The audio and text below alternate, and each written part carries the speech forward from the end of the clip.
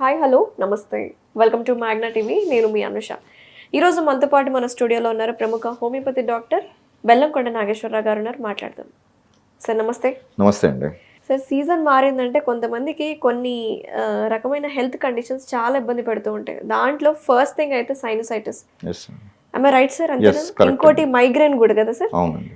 అయితే ఈరోజు మనం సైనసైటిస్ గురించి మాట్లాడుకుందాము. మరి ఈ సీజన్లో సైనసైటిస్ ఇంకా ఎట్లా అగ్రవేట్ అవుతూ ఉంటుంది, ఎలాంటి జాగ్రత్తలు తీసుకోవాలి? సైనసైటిస్ అనేది యాక్చువల్గా కొంతమంది కోల్డ్ వెదర్లో అగ్రివేట్ అవుతుంది, కొంతమందికి సీజన్తో సంబంధం లేకుండా కూడా అగ్రివేట్ అవుతుందండి. ఎస్పెషల్లీ సైనసైటిస్ అంటే ఏంటంటే మనకు యాక్చువల్గా ఫేస్ బోన్స్లో కొన్ని ఖాళీ స్పేసెస్ ఉంటాయి, ఎంటీ స్పేసెస్, దాన్ని సైనస్ అంటాం. అక్కడ మనకు ఏదైనా లిక్విడ్ ఫార్మేషన్ కానీ డ్రైనేజ్ సరిగ్గా అవ్వక అది లిక్విడ్ ఫామ్ అవటం వల్ల వాడికి అక్యుములేట్ అవటం వల్ల డ్రైనేజ్ సరిగ్గా లేకపోవటం వల్ల మనకు అక్కడ అక్యుములేట్ అయ్యి పెయిన్ వస్తుంది, ఇన్ఫెక్షన్ వస్తుంది. ఎస్పెషల్లీ ఫ్రాంటల్ సైనసైటిస్, మ్యాగ్జిలర్ సైనసైటిస్, చాలామంది మ్యాగ్జిలర్ అట్లా వస్తుంది. వీటిలో ఏంటంటే మెయిన్గా ఇది వచ్చేది అంటే ఇంకొక సిస్టమ్ ప్రకారం చూస్తే మనకు ఫేస్ అనేది మనకు రెస్పెక్ట్ కోసం. ఆ రెస్పెక్ట్ అనేది ఎక్కడన్నా పోయింది, లేదంటే నలుగురిలో నేను ఫేస్ చూపించుకోలేకపోతున్నాను, ఇటువంటి ఎమోషనల్ బేస్డ్ మీద కూడా సైనసైటిస్ రావచ్చు. ఇది బియాండ్ మెడికల్ చెప్తున్నాము, సైకలాజికల్గా కూడా సైనసైటిస్ ఎందుకు వస్తుందంటే ఇట్లా రావచ్చు. అలాగే సపోజ్ నెక్ పెయిన్ ఉందనుకోండి, నెక్ అంటే గౌరవం, అది కూడా రెస్పెక్ట్ సరిగ్గా నాకు ఎక్కడో రెస్పెక్ట్ తగ్గింది అనుకున్న దగ్గర నేను తల ఉంచుకోవాల్సిన పరిస్థితి వస్తుంది అన్నప్పుడు నెక్ వస్తుంది, నెక్ ప్రాబ్లం. అట్లాగని ఇది కూడా ఫేస్ ఏంటంటే face is the index of mind అంటాం.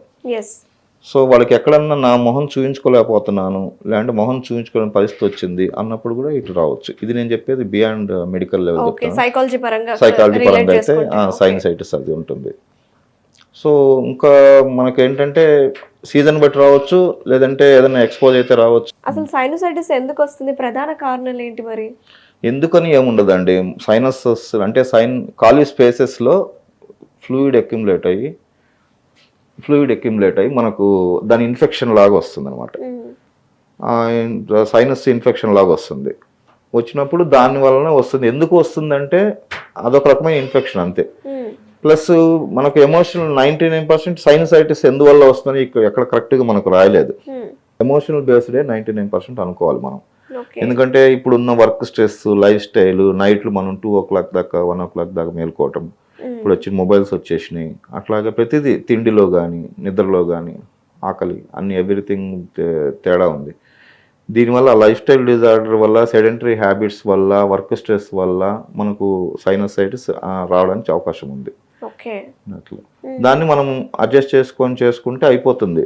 దీనివల్ల ఈ లైఫ్ స్టైల్ వల్ల, ఈ స్ట్రెస్ వల్ల ఏమవుతుందంటే బాడీలో ఉన్నటువంటి మనకు వ్యాధి రాకుండా కాపాడేటువంటి వ్యాధి నిరోధక శక్తి అంటే ఇమ్యూనిటీ పవర్ అనేది డౌన్ అయిపోతుంది.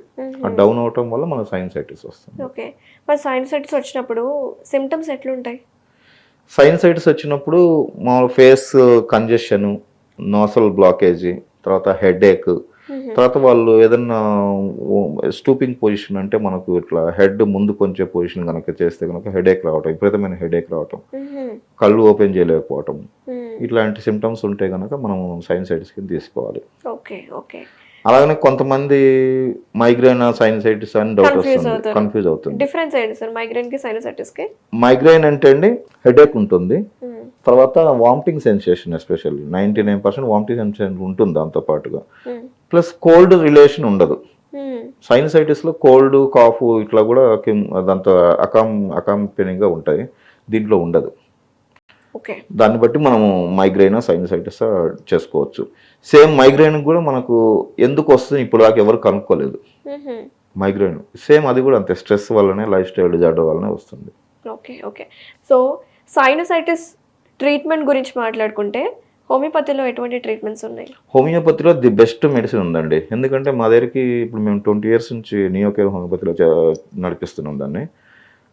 మనకు వచ్చే క్లయింట్స్ ఏంటంటే, సార్ మేము ఇంతకుముందు సైనసైటిస్ వచ్చినప్పుడు ఒక చోట చూపించాం, ఈఎన్టీలో చూపించాము, ఇంకొక చోట చూపించాము, 2 times సర్జరీ అయింది, ఎవరో మీ పేరు చెప్తే వచ్చాము, నియోకేర్ హోమియోపతిలో మంచిగా సైనసైటిస్ వితౌట్ సర్జరీ ఉంది అని వస్తారు. వాళ్ళలో 90% పేషెంట్స్ సాటిస్ఫై అయ్యారనమాట.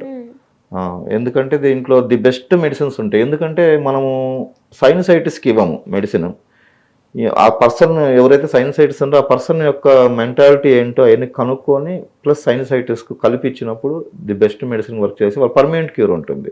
లేదా టెంపరీ అంటే జస్ట్ వాళ్ళు ఉన్నది క్లీన్ చేయటము, మళ్ళీ యాంటీబయాటిక్స్ పెట్టము, మళ్ళీ సర్జరీ అంటాము, ఇలాంటి ప్రొసీజర్ నడుస్తుంది. హోమియోలో ఏంటంటే కరెక్ట్ మెడిసిన్ తగిలితే మాత్రం ఎగ్జాక్ట్గా ఇది అవుతుంది.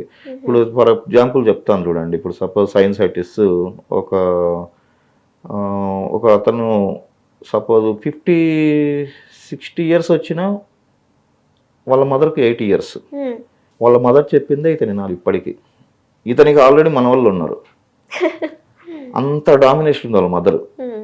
ఇతను అట్లా చిన్నప్పటి నుంచి అతన్ని మౌలు చేసుకుంటూ వచ్చి 60 ఇయర్స్ వచ్చినా కూడా వాళ్ళ మదర్కి ఎదురు చెప్పలేని స్థితిలో అతను ఉన్నాడు. 60 ఉన్నా కూడా వాళ్ళ మదర్కి 80 అనుకోండి.